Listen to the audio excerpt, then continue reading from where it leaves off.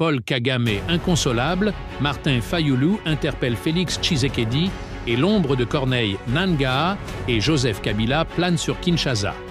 L'actualité de ce jour est explosive. À l'Organisation des Nations Unies, un vote a fait l'effet d'un séisme. La République démocratique du Congo a surpris tout le monde.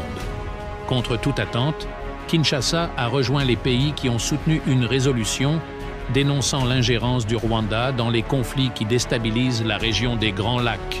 C'est une claque monumentale pour le président rwandais Paul Kagame, une gifle diplomatique et surtout un désaveu retentissant en pleine lumière, alors que des discussions discrètes entre Kigali, Kinshasa et Washington semblaient avancer dans l'ombre. Selon une source diplomatique présente à New York, Paul Kagame aurait quitté une réunion en urgence, furieux.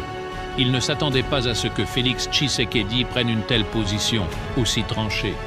Car jusqu'ici, le flou persistait. Kinshasa parlait fort contre Kigali, mais agissait souvent avec prudence. Ce vote change tout. La République démocratique du Congo a choisi de parler haut et fort. Et cette parole, cette fois, rejoint celle des victimes de l'Est du pays. Des civils congolais pris en otage depuis des années par des groupes armés soutenus selon de nombreux rapports par le Rwanda. Et pendant que Paul Kagame encaisse le choc, un autre acteur congolais monte au front, Martin Fayulu. Dans un message solennel et direct, il s'adresse au chef de l'État. Je cite, « Le Congo ne peut pas se reconstruire sur les bases d'un compromis avec ceux qui ont semé la mort et la division. On ne négocie pas la justice. On la rend. » Une déclaration claire, un avertissement. Dans les coulisses, certains craignent que ce vote cache en réalité un double jeu. Car Washington pousse discrètement pour un accord de paix entre la République démocratique du Congo et le Rwanda.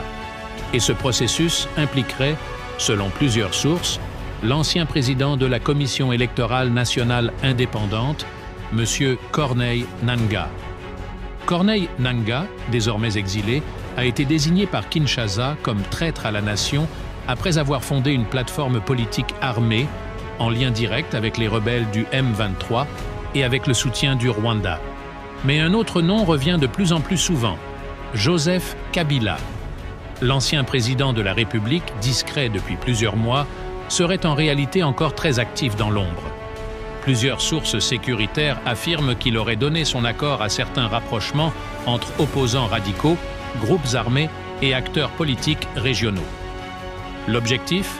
Faire pression sur Kinshasa, voire préparer un retour au pouvoir par tous les moyens.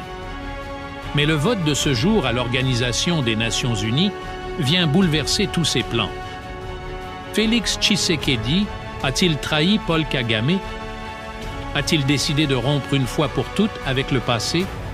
Ou joue-t-il sur plusieurs tableaux, entre la pression populaire, les exigences américaines et la réalité des rapports de force sur le terrain?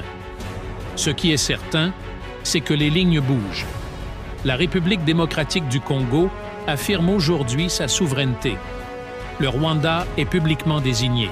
Paul Kagame se retrouve isolé. Et dans cette bataille politique, Martin Fayulu rappelle que l'histoire jugera non pas les compromis, mais le courage de dire non. La jeunesse congolaise, elle, veut la vérité. Elle veut la justice. Et elle veut surtout la fin des trahisons. Abonnez-vous, partagez et dites-moi en commentaire. Selon vous, Félix Tshisekedi a-t-il trahi Paul Kagame ou bien le peuple congolais? On en reparle très vite.